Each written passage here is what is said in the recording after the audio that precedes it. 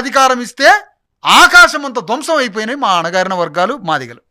Okay, ఇంకొకరు అడిగే పరిస్థితి లేకుండా ఆ అధికారంలో మనమే రావాలనే ప్రయత్నం కనుక అది కదా ఈ 30 ఏళ్ళలో ఇప్పుడు ఎక్కడైనా సార్ పోరాటాలు ఎట్లుంటాయి, ఒక చిన్న వేదిక నుంచి మానవ హక్కుల నుంచి ఏదో బయలుదేరి అది రాజ్యం తెచ్చుకునేంత వరకు పోరాడే ఒక క్రమం ఉంటుంది.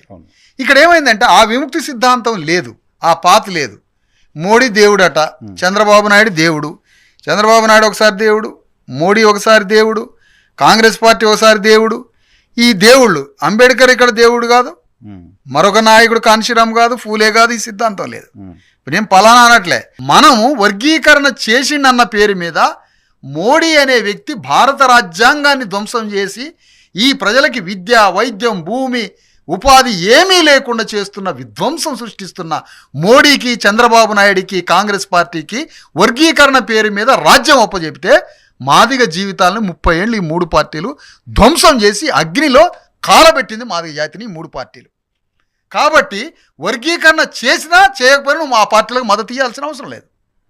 చేసిన నీ పోరాటం ద్వారా నువ్వు సాధించుకోవాలి, దట్స్ ఆల్. అది మేము కోరుతున్నాం.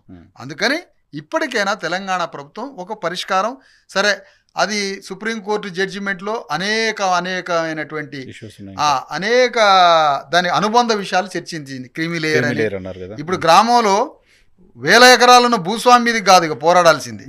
గ్రామంలో మాదిగల్లో ఒక టీచర్ అటెండర్ అవుతాడు కదా, ఆ టీచర్ అటెండర్కి నిప్పు పెట్టాలి ఇప్పుడు క్రీమీ లేయర్ పేరు మీద.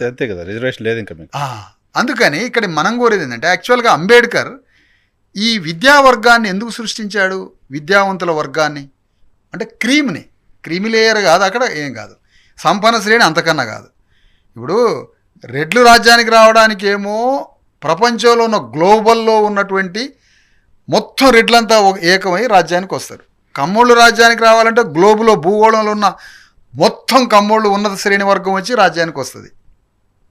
కానీ అంబేద్కర్ అట్టడుగు దళిత వర్గాల్లో ఒక విద్యా వర్గాన్ని ఎందుకు సృష్టించిండంటే, 1000 సంవత్సరాల బ్రాహ్మణికల్ అప్పర్ కాస్ట్ వర్గాల్లో ఒక విశ్రాంతి చదువుకున్న ఒక వర్గం ఉన్నది.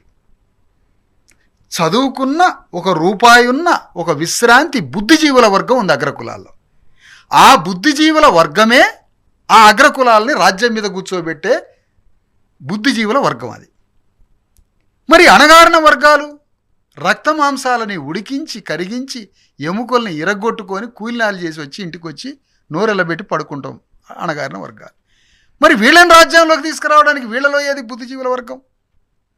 వీళ్లలో కూడా ఒక బుద్ధిజీవుల వర్గం వస్తే ఆ వర్గం ద్వారా ఈ బీసీ, ఎస్సీ, ఎస్టీ అణగారిన వర్గాల ప్రజలు రాజ్యానికి తీసుకొచ్చే బాధ్యత ఈ బుద్ధిజీవులదే అని అంబేద్కర్ ఈ వర్గాలను చదివించాడు.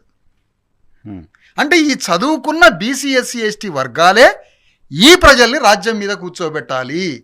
అంటే మా ప్రజల్లో కూడా ఒక బుద్ధిజీవుల, ఒక రూపాయి ఉన్న, జ్ఞానం ఉన్న, ఒక విశ్రాంతి చదువుకున్న ఒక వర్గం కావాలి అని ఇంతమందిని అంబేద్కర్ చదివించబట్టి ఆ చదువుకున్న వర్గమే అంబేద్కర్ ఆర్పిఐ పార్టీని, అంబేద్కర్ లేబర్ పార్టీని, అంబేద్కర్ పెట్టిన షెడ్యూల్ క్యాస్ట్ పార్టీలని ఎంతో కొంత రాజ్యం ప్రయాణంలో అంబేద్కర్ తీసుకొచ్చింది ఆ చదువుకున్న వాళ్ళ వల్లనే.